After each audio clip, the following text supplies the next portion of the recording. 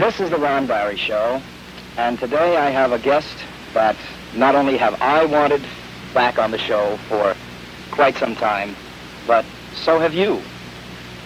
By popular demand, and I just wish that we could be together in person as we were the last 3 times, but, well, I'm sure Jonathan will explain that to you. My guest is Jonathan Frid, Barnabas Collins on Dark Shadows. Jonathan, welcome back. Hello, Ron. How are you? I'm fine. How are things going on Dark Shadows? Oh, well, very busy. They've kept me going, well, I would say 3.5 shows a week. I don't literally do 3.5 shows, but it works out to 3-4 shows a week, sometimes 5. Mm-hmm. And but I think we're doing quite well. The ratings are very high as they've ever been. It's put our network ahead of NBC, which is quite something for daytime programming. So I'm very happy about that. That's great, except for the fact that we're an NBC affiliate. Too bad. Yeah, too bad. Well, listen, we don't have anything to do with the television part of it, so that's all right. Jonathan, you've been on that show now for, about how long? 2 years, maybe? Almost 2 years. My second anniversary is coming up in about 2 weeks. Are you... I'm just trying to figure out how to phrase this question. I know you're very happy with the show, and the show is very happy with you. But daytime television has been a stepping stone for a great many actors who have become, and you've become a big star in your own right. Do you think that soon you'll leave Dark Shadows? I don't know if you're, ready to answer that question, and I just thought of it on the spur of the moment. I really don't know, Ron, and I mean that. Excuse me. I had a little trouble with the show when I first came on, and I'm used to this 4 or 5 days a week of learning lines and so forth, and I'm still not completely used to it. You're going to see a turkey of a show coming up in about a week or so because I was uptight. I had 2 nighttime shows to do the night before, and I'm just not that quick to get a show overnight without having the evening before to work on it. Right. So I still have trouble getting the shows on, but on the whole, I find it much easier, and I really do enjoy the work most of the time.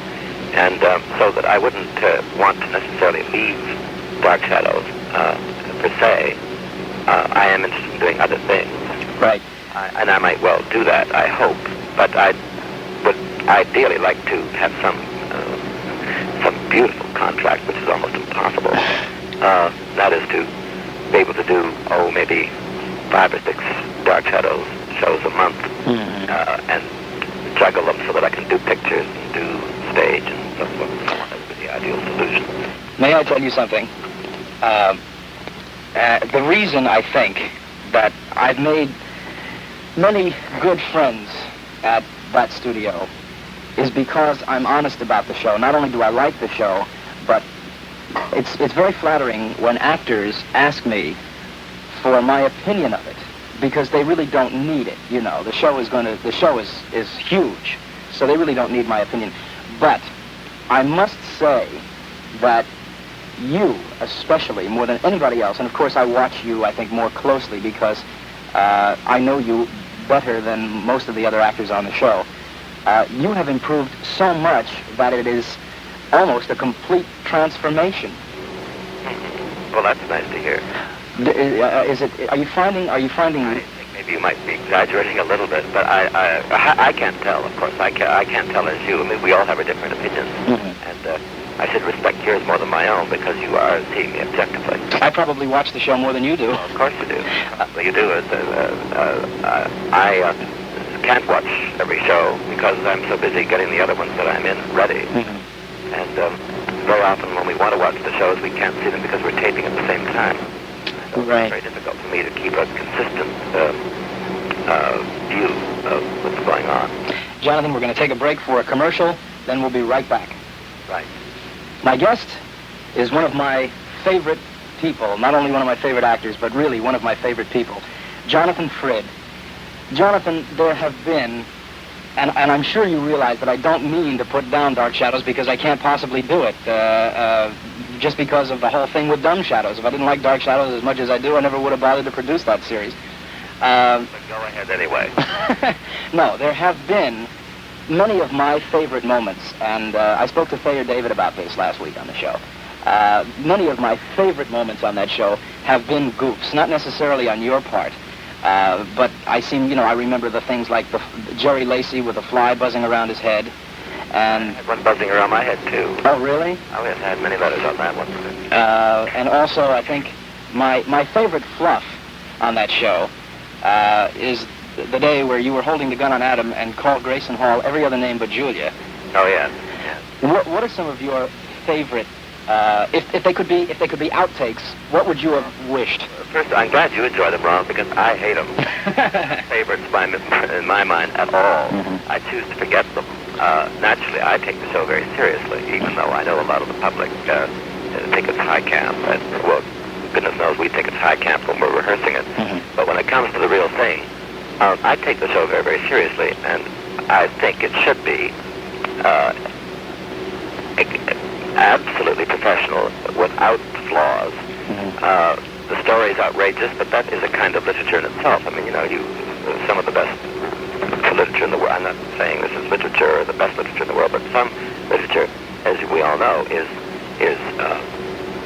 high camp or satire or whatever you want to call it, but it should be done within strict bounds of professionalism. Written, produced, acted, directed, in all ways. And if the show falters, then that's too bad. But I don't think that because we are doing fantasy that we can therefore afford this kind of thing. Sure, but it's I work very hard, as hard as I can, and I'm far from perfect. I've slipped. We all slip, but we don't certainly count on it. We do have people say to us, "Oh, we enjoy this sort of thing." Mm-hmm. It makes it all sort of part of the family, and we love to see people make mistakes. Well, if that's the way we want to think about it, that's fine as far as they're concerned. But I myself, perhaps if I didn't worry so much about it, I wouldn't make as many goofs as I do. Mm-hmm. But goofs they are, and well, when I said goofs, that day you're talking about, for instance, was miserable for me. I mean, it was something that I couldn't get off my mind for a couple of days.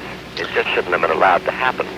But, of course, the economics of soap operas are such that there's not time as well as money to retape these things. It's not as if we were doing a motion picture, and heaven knows there are any number of retakes of scenes in the motion pictures. Sure. And probably and nighttime television, where they have a bigger budget, they have more time. With our show, we simply have to get it on every day of the week. And we get the facilities for taping from ABC every afternoon at 3:15, and we lose them at 4 o'clock. Mm-hmm. The other departments of ABC have to take over the facilities for the news and other programs they have. So we only have a very limited time. And so that if we goof, we goof. We do have the privilege, of course, of taping. It's not live. We do have a few minutes of extra time to retape very, very bad things. I mean, there have been times that have caught me putting my bangs in. Right. That sort of thing that they could never let go. Although there are loads of people who would love to see that and think that would be very funny. Yeah, but it would blow the whole mood. That would be hysterical. If I saw that on television, I would howl. Mm-hmm. I would think it's the funniest thing I ever saw. But that's not the purpose of the show. It's a very serious show. It takes itself very seriously. Well, when I said there are goofs, I think you realize that I didn't mean that it didn't look professional, because everybody realizes that you can't do a show like that every day without slipping some. I don't think it's when I go to a movie, a good movie, I completely, if I like it, I'm totally involved in another world. It has nothing to do with the studio where that thing was made, where I'm not aware at all of the circumstances under which the director and the actor and the producers worked. I don't care whether it was made in England or Hollywood or Italy, in a sense, while I'm watching. But I certainly don't want to know the troubles they had. Sure. So often when you go to a stage play and you see a fantastic battle scene on stage, half the time you're enjoying the very miracle they could do it all on stage. And I think that's one of the things that takes part of the joy out of it. For me, I don't want to be aware of the great problems and how they've surmounted them. I see what you mean. I see what you mean. So therefore, ideally, I'd like to see Darchetta's work absolutely impeccably without a flaw anywhere so that the people could be totally immersed. And it's difficult to get people to believe.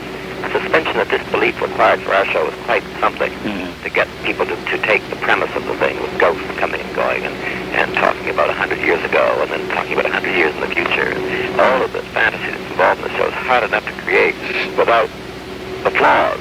Right. Well, look, let's leave that subject. And I know you're rushed and pressed for time. So what we're going to do, we'll take one more break for a commercial, then a quickie scene where, well, I'll explain it to you, from Dumb Shadows, right after we take this break. Very funny. I'm glad you like it. I'm glad you like it. Jonathan, listen, I know that you're pressed for time. I wish we did have more time, but at least we got you back on the show, and it took some doing, because the first time that you joined us, if you remember, which was, I think, a year ago this month. That's right. Nothing had really happened with Dark Shadows. It was popular enough, but the role of Barnabas, I think, maybe had just about started to catch on. There may be one or two articles about you.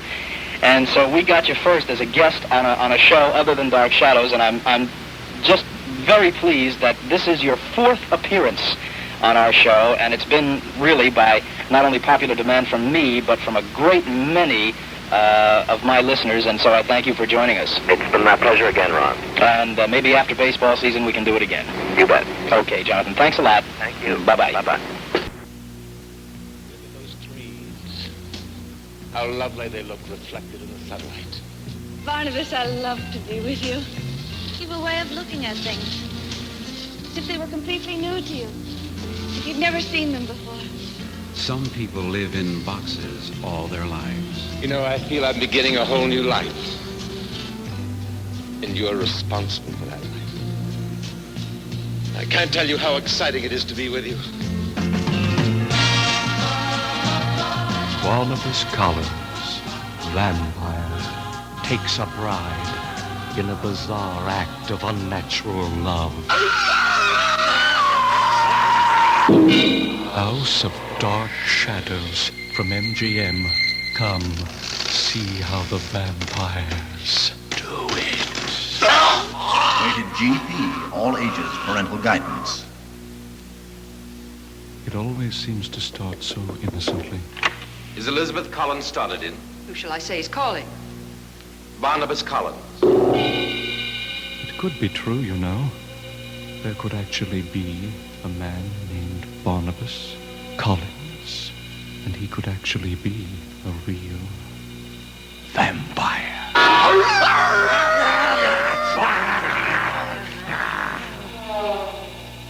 You mustn't be frightened when you see House of Dark Shadows. And don't be surprised if you're strangely attracted to Barnabas. After all, it's only a movie, isn't it? And vampires don't really exist, do they?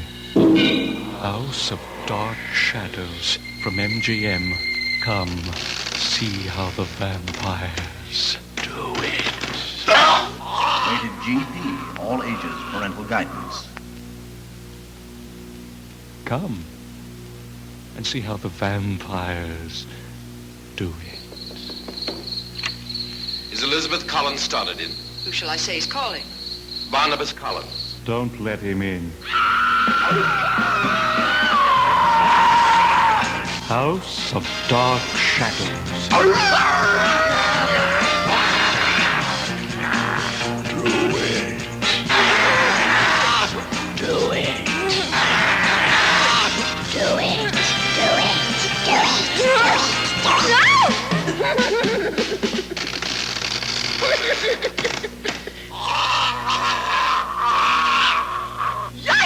House of Dark Shadows from MGM.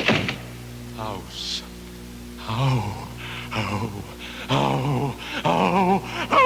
Rated GP, all ages, parental guidance. It could be true, you know. There could actually be a man named Barnabas Collins, and he could actually be a real vampire. House of Dark Shadows from MGM. See how the vampires do it. GP, all ages, parental guidance.